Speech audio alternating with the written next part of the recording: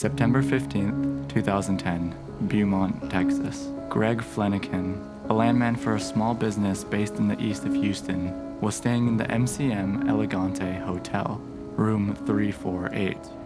Everything seemed at peace. It was a normal night for the hotel. That was until the next morning when Greg was found dead.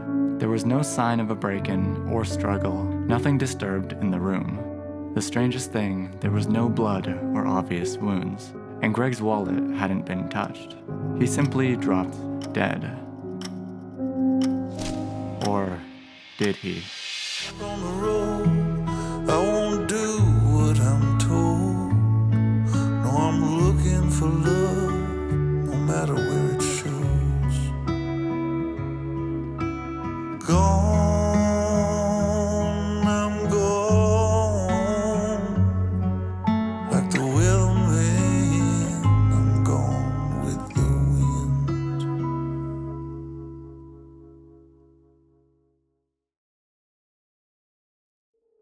On the morning of September 16th, 2010, Susie Fleniken, Greg's wife, routinely calls Greg. She usually calls him every morning, but this time he didn't answer.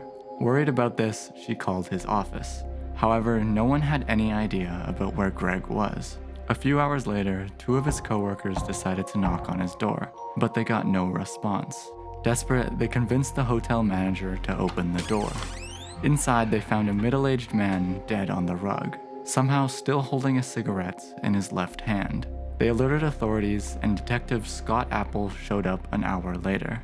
In the room, he saw no sign of a break-in or struggle, nothing disturbed in the room, and like stated before, no blood or obvious wounds. He poked around Fleniken's bags, looking for clues to his collapse, but left empty-handed. The body was driven to the Jefferson County Medical Examiner for an autopsy. Dr. Tommy Brown conducted the postmortem exam. In front of him laid Greg Fleniken, a 55-year-old Caucasian male who appeared to be healthy. After a methodical inspection, the only marks Brown found on the body were a 1-inch abrasion on his left cheek where his face had hit the rug, and curiously, a 1/2-inch laceration near his crotch. When Brown opened the front of his torso, he discovered a surprising amount of blood and extensive internal damage on the stomach and liver, as well as 2 broken ribs and a hole in the right atrium of his heart.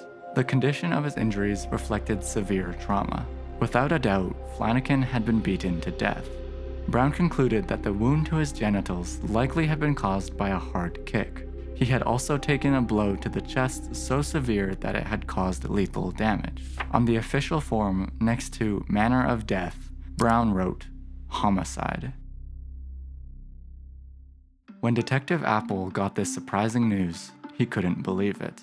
Unless Greg had been beaten to death elsewhere and his body had been returned to the room and carefully placed on the rug, nothing about the scene added up to what the examiner had said. And how should such a fight have taken place in a hotel room without a thing being toppled over or even disturbed, without anyone in adjacent rooms hearing a thing? Unfortunately, there was no answer to all these questions. His brother claimed Greg would usually go to his room early in the evening and stay there by himself until the morning. He was not the kind of person to get into trouble, not the sort of man someone would want to murder. Yet someone had. Through the fall and winter of 2010, Detective Scott Apple pursued a number of possibilities. Maintenance records showed that at some point early in the evening of his death, Greg, while cooking a pre-packaged popcorn in the microwave, blew an electrical circuit.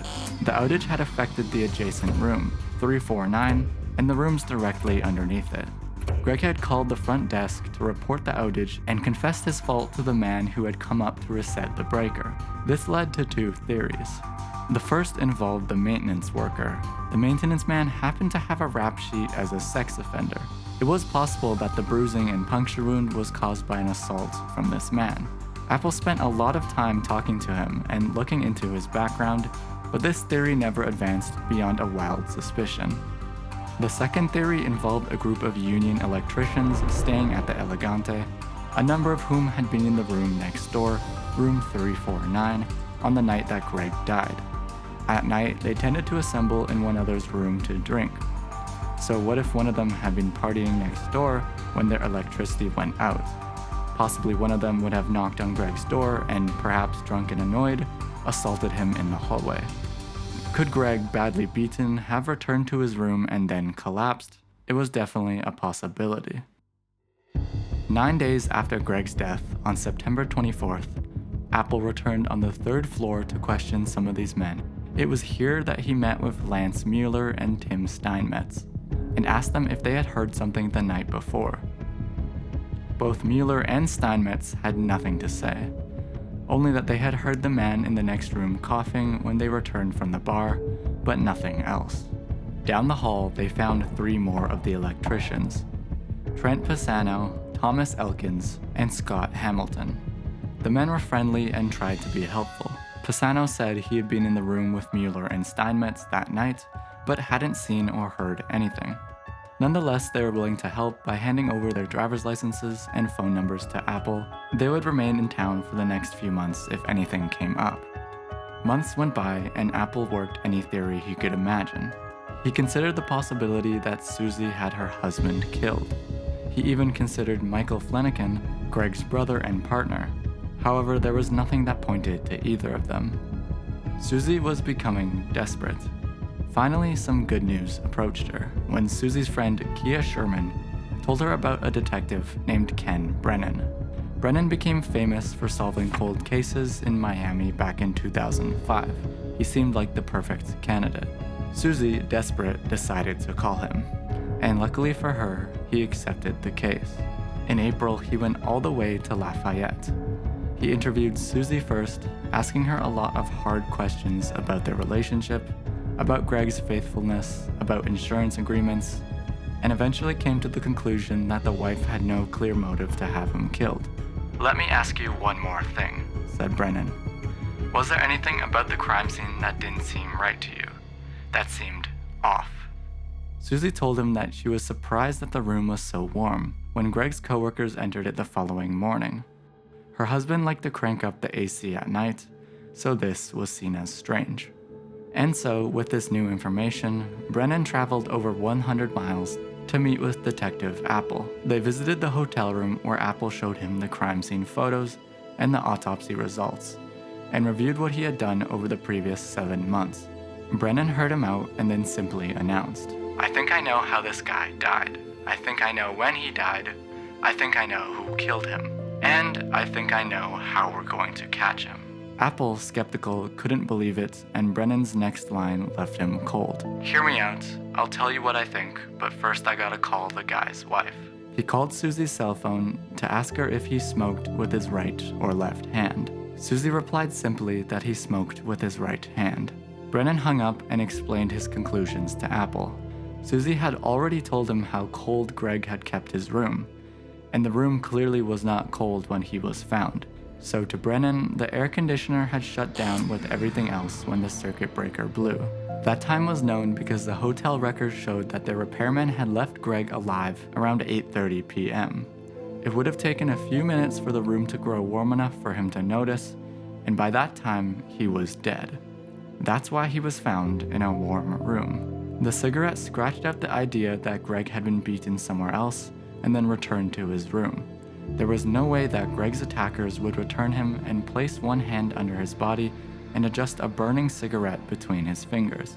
More likely, Greg had lit the cigarette himself before whatever happened to him. What Brennan now thinks is that Greg got up from the bed and headed towards the door, shifting the cigarette to his left hand in order to grab the door handle with his right. He was convinced that Greg had been quietly minding his own business just minutes before he was killed. This is what led to the electricians who were next door. Their room had been partly blacked out by the blown circuit at the same time Greg's had been, something that could have been a motive for them. With their new conclusion, Brennan and Detective Apple visited Dr. Brown, the examiner who had first looked at Greg's body. Brennan wanted to know if the injuries could have been caused by a severe beating. Brown admitted that they might have been. The laceration around his crotch could have been caused by a hard kick, especially if the assailant had been wearing steel-toed boots, just like electricians would have worn while on site. Brennan asked Apple to start interviewing men who had worked with the union electricians the previous summer. and in late May, he and Apple went to see some of the coworkers who had not yet been interviewed. By this time, the union electricians had been gone for 7 months. Apple's efforts with the coworkers seemed useless. During the interviews, every man seemed to hear about the man who had died in the Elegante hotel, but only Aaron Bork had heard something about a gun going off in a boarding house. After he said this, Apple corrected him. "No, this is not the same case. This is the one where a man got into a fight at the Elegante hotel." Bork had heard nothing about that, and only about the gun. After Brennan heard this, he knew they needed to go back to the hotel. "What are we going back there for?" Apple asked. "We're going to look for a bullet," Brennan replied. In room 348, they began inspecting the floor, the furniture, the walls, and basically everything they could see. Brennan was frustrated because he was now convinced that somehow a gun had been involved. Just as they were about to give up, he noticed an indentation in the wall alongside the closed door that led into the adjoining room. The indentation looked like it had been repaired. It appeared to be right where the handle of the door would hit the wall, typical hotel room wear and tear. But when Brennan swung the door open, the knob and the dent didn't quite match. The doorknob touched the wall slightly to the right of the indentation. Curious, they headed to room 349, the next room over where the electricians had stayed. In the room, Brennan stood alongside a small, neat hole in the wall that had been patched with a daub of faintly pink filler, which turned out to be dried toothpaste. He measured its height against his hip, then walked back to 348 and measured the indentation. Everything lined up. A bullet had gone through the wall. The small, neat hole in 349 marked its entry, the larger hole in 348 its exit. Beaumont's crime scene investigators carefully excavated both holes and shined a laser through them. The trajectory pointed straight up to the bed where Greg had been sitting. Dr. Brown was not convinced, but they needed him. You could not argue in court that a defendant had shot someone if the examiner had concluded that the victim had not been shot. For Brennan, the bullet had entered Greg's crotch and torn up through him. The internal injuries traced the bullet's fatal trajectory. Brennan asked Brown if all this damage could be done with a bullet, which he admitted was possible but still was not convinced. Finally, they looked at some of the pictures where Brennan found something that supported his argument. It looked like a track in his chest. Brown explained that sometimes when a man is kicked or hit with a blunt object in his chest, it is the right atrium that normally bursts. But after around 5 seconds of staring at the pictures, Brown admitted his mistake. It had been more than 7 months since Tim Steinmetz and Lance Mueller returned home from their jobs in Beaumont. Everything seemed to be normal, so Steinmetz was surprised when Apple and Brennan wanted to interrogate him in an interview room at the Chippewa County Sheriff's Department. Tim sat on the side of a big wooden table and they sat opposite of him. They thanked him and assured him that this was just a routine thing. They walked him through the evening, asking simple questions, with Steinmetz answering diligently, trying to remember every detail. Brennan and Steinmetz go through the statement and read it aloud, to let him know if he wanted to make any corrections. Steinmetz changed something, but nothing related to the case. Suddenly, a local cop came to notarize the statement right there in front of him. At this moment, he knew that something was very wrong. Steinmetz caved in and corroborated later that same day, on June 1st, 2011, in an interview with Trent Pisano, who had also been in room 349 with them. Between the two accounts, the following scenario emerged. The crew had been up drinking beer as they would usually do. Mueller asked Pisano to fetch a bottle of whiskey from his car, and also to bring up his pistol, a 9mm Ruger. When Pisano returned, Mueller took out the handgun and, to the other's alarm, started playing with it, and he was pointing it in Pisano's direction at the foot of the bed when it went off. Pisano thought for a second that he had been hit, but then turned to see a hole in the wall behind him. Mueller freaked out. He bundled up the gun and took it back to his car. When he returned, Pisano had left for his own room, disgusted, and Mueller and Steinmetz went downstairs to the bar. On October 29, 2012, a judge from Beaumont started reading the sentence. Susie Fleniken, Scott Apple, Ken Brennan, and a group of Greg's family and friends are waiting for the sentencing of Lance Mueller. The electrician had entered a no-contest plea to manslaughter. The judge ended up giving Mueller 10 years, half of what the law allowed. The apology Mueller offered in court, no matter how sincere, came far too late. This was his criminally irresponsible decision to drunkenly play with a gun. Furthermore, he had patched the hole with toothpaste, hid the gun in his car, then stashed it with a friend for a few days after the incident. The coroner had ruled that Greg had died of blunt force trauma. It took almost 2 years, but Susie finally had found justice for her husband. She had a chance to speak to Mueller directly, telling him how she waited 2 years to look him in the face, and told him simply, "You would never have come forward with the truth. You murdered him."